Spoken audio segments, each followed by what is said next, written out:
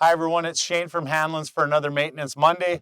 As you can see behind me, we've got a feed wagon back here, and that season is coming up where guys are starting to feed their cows now.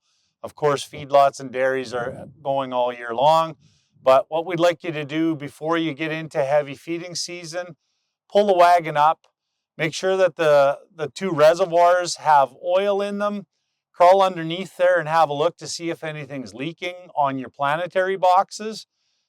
Maybe take a grease gun with you, grease everything.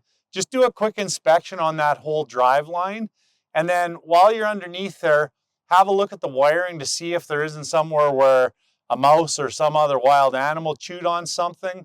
Go around the tub and inspect where all your load cells are and have a look. Make sure that that stuff is all free.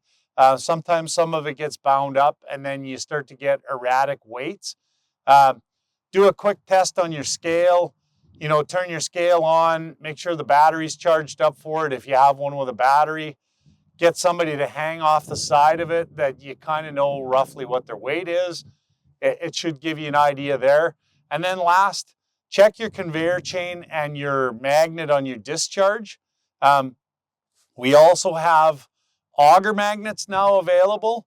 It takes basically punching 3 holes in the auger behind one of the knives. They don't recommend bolting them on where the knives are, but get them put into place. Behind the knife is a good spot because that's where all the disturbance happens, and you'll get that metal hanging onto that magnet back there.